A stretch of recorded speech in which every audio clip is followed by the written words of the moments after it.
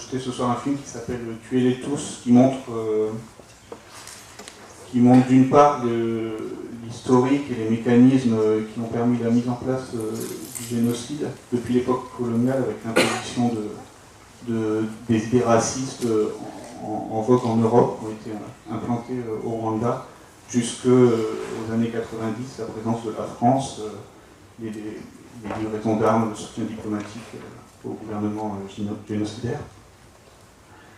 Un film réalisé en 2004 qui n'est pas souvent projeté dans des salles, pas très facile à projeter. Voilà, cette soirée est organisée par l'association Survie, qui va présenter Romain. Bonsoir. Alors, Survie, c'est un peu compliqué de présenter l'association en quelques minutes, donc je vais essayer de me lancer là-dedans. Donc, Survie est une association française qui a 30 ans et plusieurs groupes locaux. Nous, à Bordeaux, donc Survie Gironde, nous en sommes un. Comme son nom ne l'indique pas, elle s'intéresse à la politique française en Afrique. Alors en fait, je ne vais pas développer, je ne vais pas prendre le temps de le développer, mais Survie, le nom Survie vient du fait qu'initialement, l'association s'est intéressée à l'aide publique au développement, l'argent que les pays du Nord, la petite part d'argent que les pays du Nord redistribuent aux pays du Sud. Et en s'intéressant à ce thème-là, elle s'est aperçue que cet argent était détourné, ne servait pas du tout à la lutte contre la pauvreté, pour la santé, des choses élémentaires pour les humains. Et au fil des recherches, s'est développée la notion donc de France-Afrique, que tout le monde connaît et personne connaît en fait, qui est devenu un mot un peu flou, un mot valise. Donc pour essayer de le faire rapidement là aussi, la France-Afrique, ça n'est pas seulement un réseau mafieux, politique, de valises qui circulent particulièrement du sud vers le nord, de valises d'argent, j'entends. C'est aussi, surtout, des mécanismes institutionnels en France qui permettent de maintenir une domination sur les anciennes colonies d'Afrique. Ces mécanismes institutionnels sont notamment la présence de l'armée française, la coopération militaire avec ces pays-là, également une domination économique via le maintien du franc CFA, l'aide publique au développement dont je parlais tout à l'heure, des outils qui sont présentés comme une aide pour les pays du Sud. On peut constater qu'après 50 ans de coopération, les anciennes colonies d'Afrique française sont parmi les pays les plus pauvres de la planète.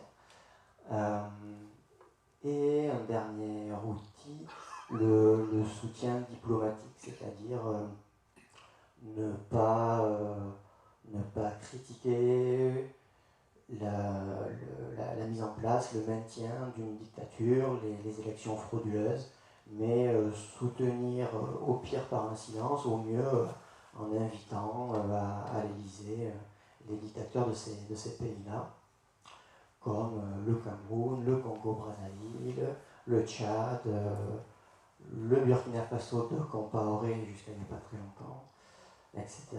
Voilà donc les outils institutionnels sur lesquels travaille l'association.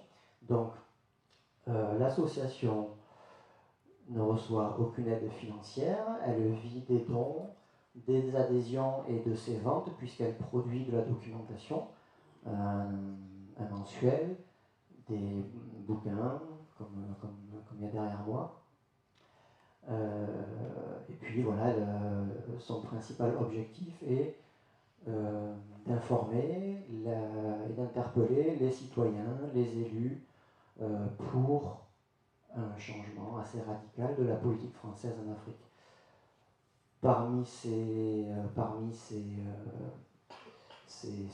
travaux, ces axes de travail, il y a donc la question des responsabilités de la France dans le génocide des Tutsis, qui est le paroxysme de la politique néocoloniale française en Afrique. Ce qui va être assez bien expliqué dans le documentaire qu'on va voir. J'aimerais juste revenir sur un point avant qu'on commence la projection, c'est l'importance de réaliser cette soirée débat à Bordeaux ce soir, puisque le maire de la ville, Alain Juppé, était ministre des Affaires étrangères en 1994 durant le génocide des Tutsis.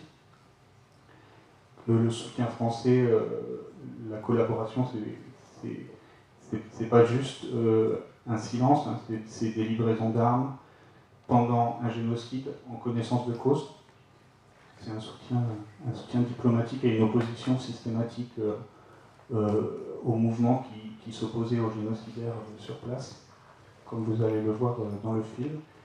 Et nous avons un intervenant pour le débat, François Grammer, qui va arriver en cours de projection, il n'est pas encore là. C'est l'auteur du livre Le sabre et la machette, qui est le livre à l'extrémité là, qui traite du sujet à travers les positions et les paroles des officiers français ayant servi au Rwanda en 1994. Il s'est aussi beaucoup intéressé à l'accès aux archives et il pourra répondre à toutes vos questions.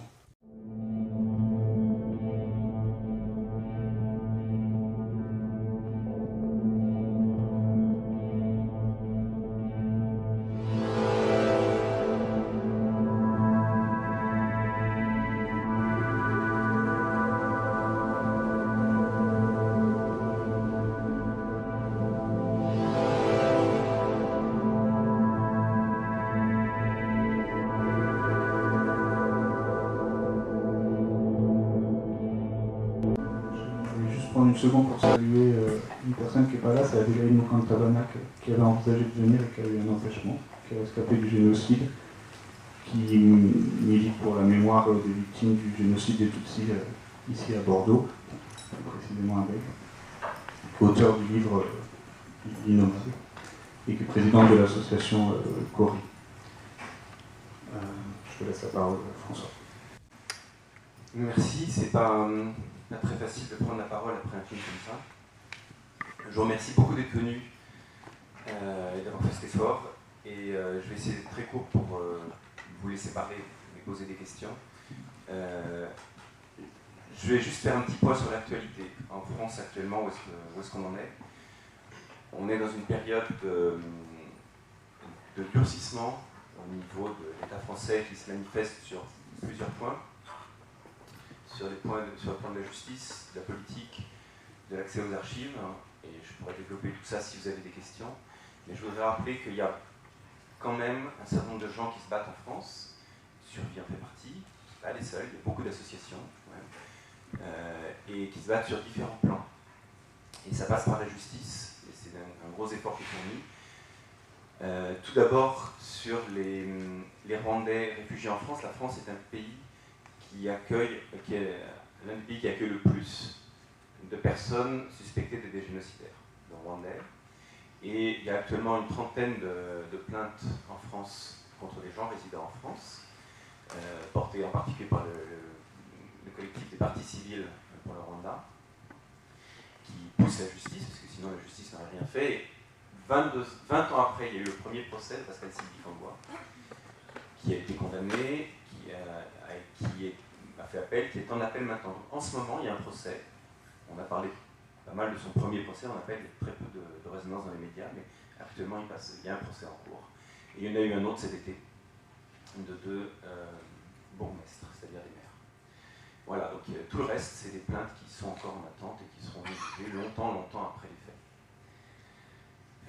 Il y a des plaintes contre l'armée française. Donc il y a des rescapés de Bicécéro,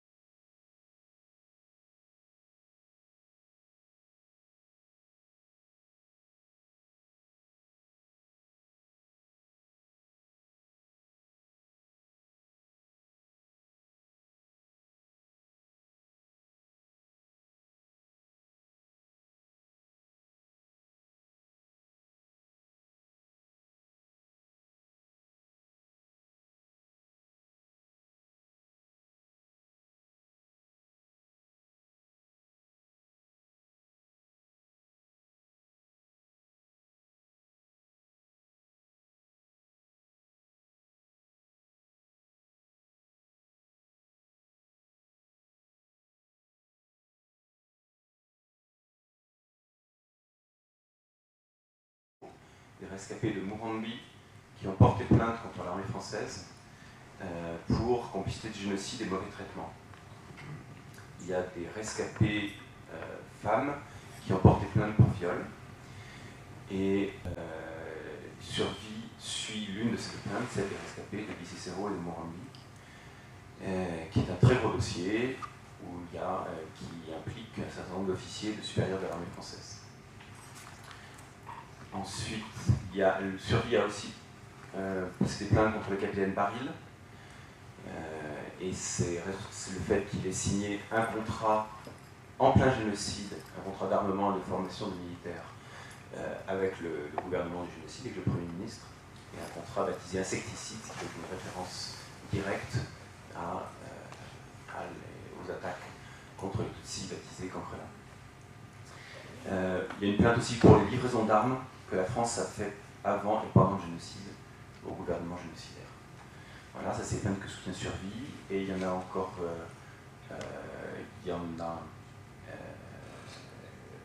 aussi, où Survie n'est pas en cause, qui est l'enquête sur l'attentat du 6 avril contre le président Habyarimana, et ça c'est une enquête qui aussi dure depuis très très longtemps, et avec des atermoiements de la justice française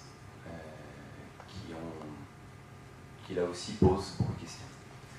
Voilà, c'est à peu près tout ce que je voulais dire sur l'actualité, et si vous avez des questions, j'essaierai d'y répondre, surtout si elles portent sur mon domaine de compétence, c'est-à-dire plutôt le volet français. Bonsoir. Ma question porte sur le rôle de la mission parlementaire de 98. Je voulais savoir quel a été concrètement le rôle de cette mission. Est-ce que ça a été juste de faire l'état des lieux un peu de ce qui s'est passé, ou est-ce qu'il y a eu véritablement des actions contre les hommes politiques, la classe politique qui étaient à ce moment-là en activité? Alors, je vais essayer d'être précis. La motivation de cette mission, c'était d'étouffer le scandale.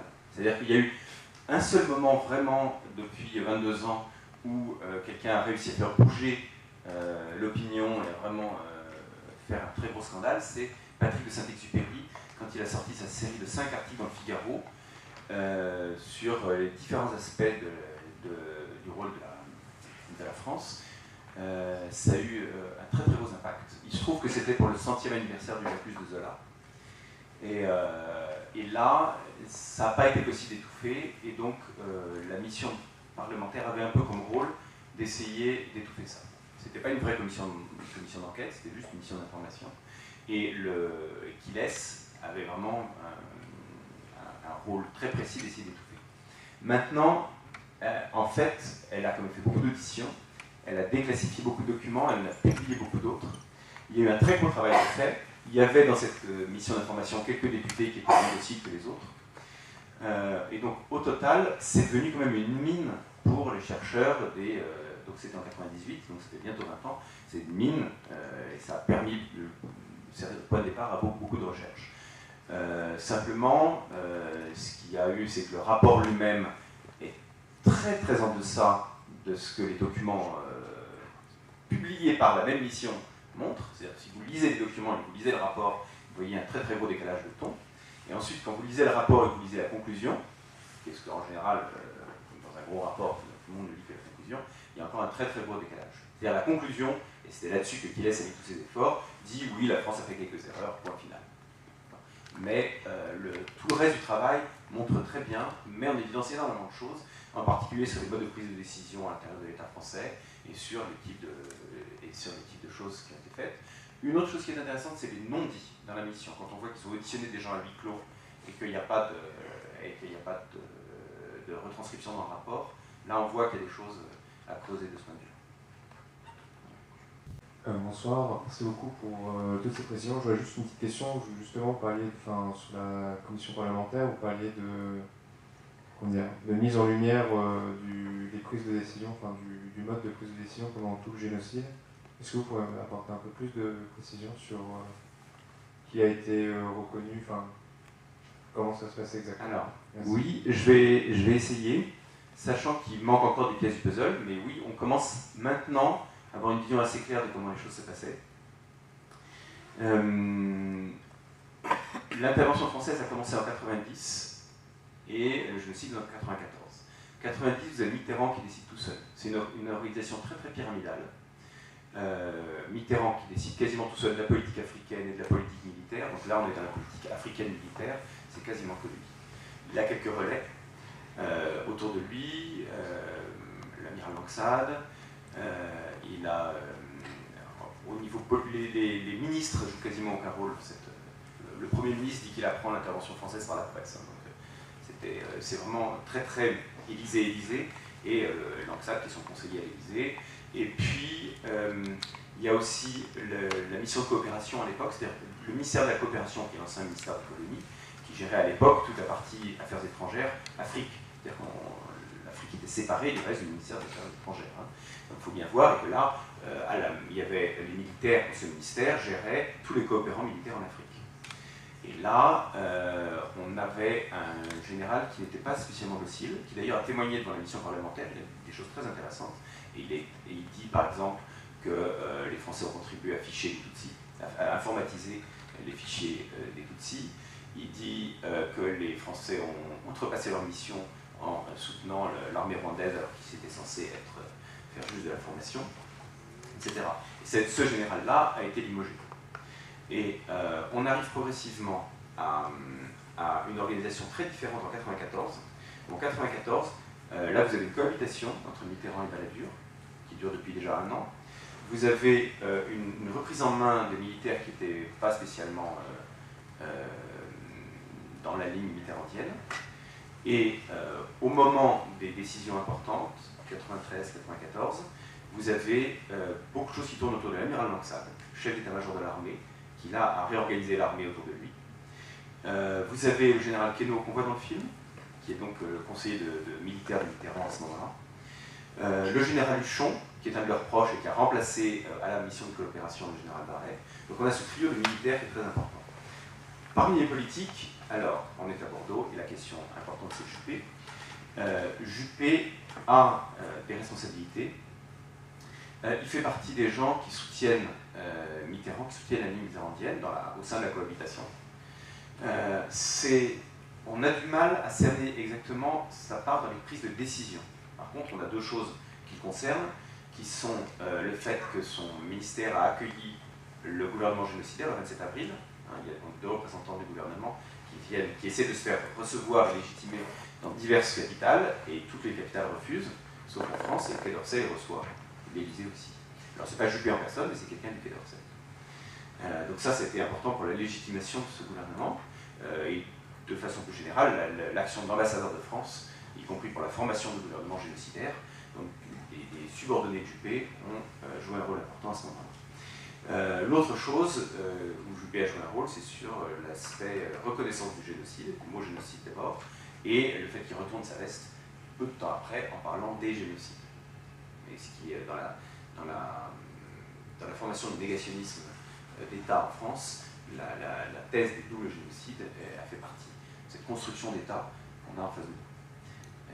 Donc Juppé, à la fois, il se targue d'être le premier à avoir prononcé le mot génocide en France et de l'avoir reconnu en tant que tel, et en même temps, dans les responsables politiques français, et en même temps, il a fait partie de ceux qui ont alimenté le négationnisme, et qui depuis est un des seuls hommes d'État qui soutient avec constance les officiers français depuis tout ça là.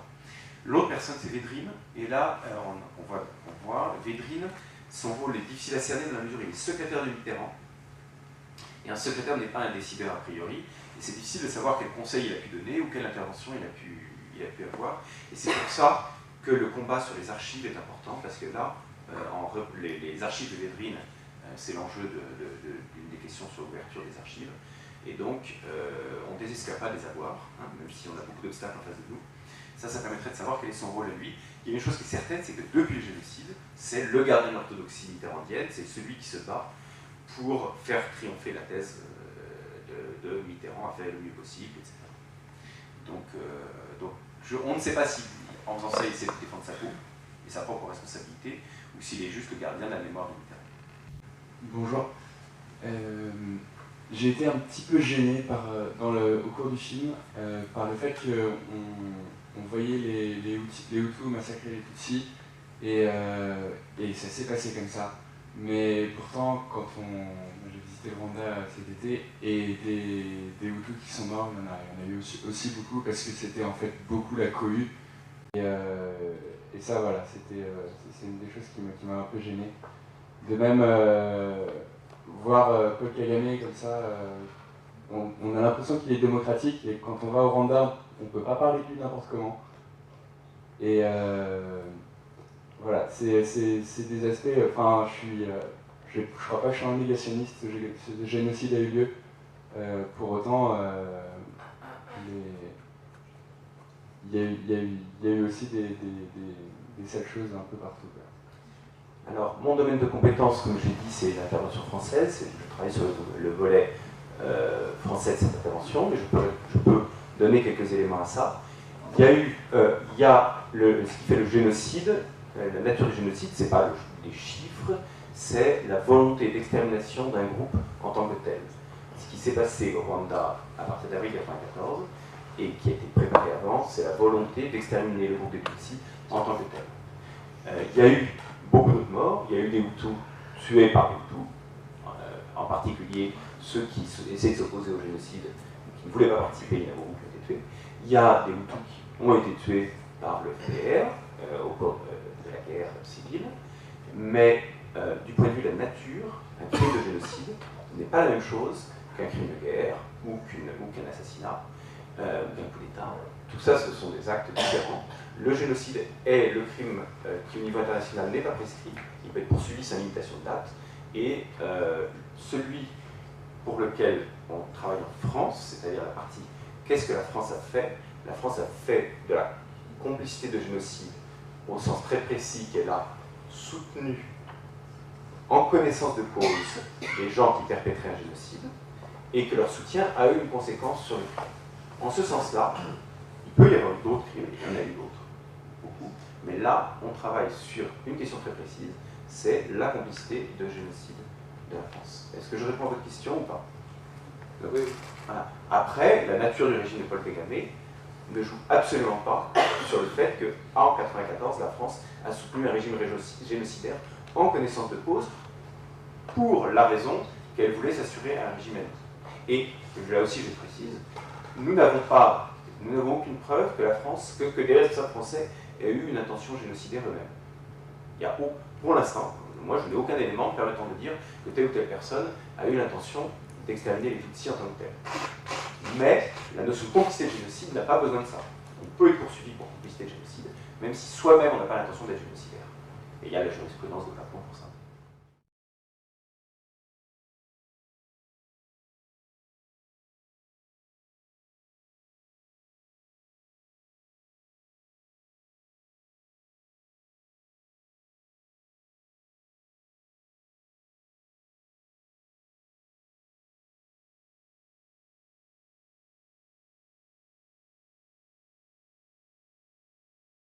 Juste, si je peux me permettre, d'apporter un autre éclairage. Oui, de toute façon, il y a juste titre que ce n'est pas le nombre de morts qui définit le génocide, mais quand même, dans ce qui s'est passé en 1994, il y a eu plus de 800 000 morts Tutsis en 3 mois, ça représente 10 000 morts par jour. C'est une organisation systématique des massacres. Ce n'est pas des combats entre Hutus et Tutsis, c'est une organisation systématique journalière, plus efficace que les camps de concentration allemands sur la quantité et la rapidité. Je suis d'accord avec vous, mais je pense aussi qu'il y a beaucoup de gens qui ont été complètement... Et d'ailleurs, c'est ce qui est montré dans le film, c'est que les gens étaient complètement dépassés, quoi. Et il y a sûrement une organisation centrale et ça a suivi. Mais pour autant, est-ce que les gens étaient mesurés vraiment ce qui se passait? Sûrement que certains oui et d'autres non. Je sais pas. Oui, bonjour. Je crois que, j'ai réagi par rapport à ce qui vient d'être dit. Je crois qu'il faut se rendre compte de ce que des soldats, quand ils découvrent, s'ils ne le savaient pas, quand ils découvrent que leurs amis, leurs familles sont massacrés, ils trouvent des cadavres partout, etc., ben oui, il y a eu des réactions. Je crois savoir que même Kadhafi, en tant que général, a essayé, a fait son possible pour éviter ce genre de réaction, comme d'ailleurs en France, après la libération, il y a eu des exactions contre des personnes qui avaient collaboré. La question que je voulais poser est la suivante. Dans le film, on en parle, les autorités françaises ont voulu punir le FPR, les Rwandais, en leur laissant un terrain complètement vide, un terrain dénudé. On a entendu ça déjà dans l'histoire. Hein. Les Américains ont voulu faire la même chose au Vietnam. Et ils l'ont fait. Et il y a encore là-bas, bon, il y a encore des restes avec le gaz orange. Alors la question que je pose, c'est où est-ce qu'on en est de la reconstruction du Rwanda, dans la mesure où il y a quand même eu, je crois, c'est 2 millions de Rwandais qu'on a obligés de les interner ou obligés à aller dans le Kivu, en y foutant le bordel, d'ailleurs, bon, comme ça a été dit d'ailleurs dans le film. Alors, je voulais savoir où ça en est donc à l'heure actuelle, étant donné que la France, si j'ai bien compris, refuse de donner le moindre centime pour aider à la reconstruction de ce pays qu'elle a participé à détruire. Alors, c'est vrai que disons, la politique française, pendant au moins 1 an ou 2 après le génocide, a été d'une part de ne pas aider le nouveau régime, et par exemple, Paul Kagame, qui est peut-être un dictateur, n'a pas été invité au sommet France-africain pour cette raison, alors que beaucoup d'autres gens comme Mobutu et d'autres étaient invités, pour eux, il n'a pas été invoqué le fait que c'était un dictateur. La France aussi a soutenu les forces armées rwandaises qui essayaient de se reconstituer aux Zaïre. Et donc, ça, donc, pendant au moins 1 an ou 2. Et il y a eu une implantation donc, durable, à ce moment-là, des anciennes forces génocidaires au Zaïre, et ça fait partie de la déstabilisation de l'Est du Zaïre, du Kivu. C'est pas la seule cause, il y en a beaucoup d'autres, y compris l'intervention rwandaise, et elle fait partie de la déstabilisation du Kivu par la suite. Mais l'implantation des génocidaires et les FDLR, il en reste encore actuellement, c'est des descendants de ces génocidaires de l'époque, ça a contribué à cette instabilité énorme qu'il y a eu depuis 20 ans au Kivu. Mais elle est multifactorielle, c'est pas la seule cause. Mais bien d'accord, c'est le point de départ. Voilà. Sur la reconstruction du Rwanda, là encore, je ne suis pas bien placé pour en parler. Je sais que les relations entre la France et le Rwanda se sont réchauffées pendant un moment, sous Sarkozy. L'armée française a essayé de s'y opposer à ce moment-là, mais il y a eu à un moment un rétablissement des relations diplomatiques. Les relations sont à nouveau très froides depuis quelques semaines, en particulier depuis quelques semaines, avec, disons qu'il n'y a pas d'ambassadeur de France au Rwanda, et on s'achemine peut-être vers une rupture des relations diplomatiques prochaines, en tout cas le Rwanda le menace, à cause de l'enquête sur l'attentat contre l'avion du président américain.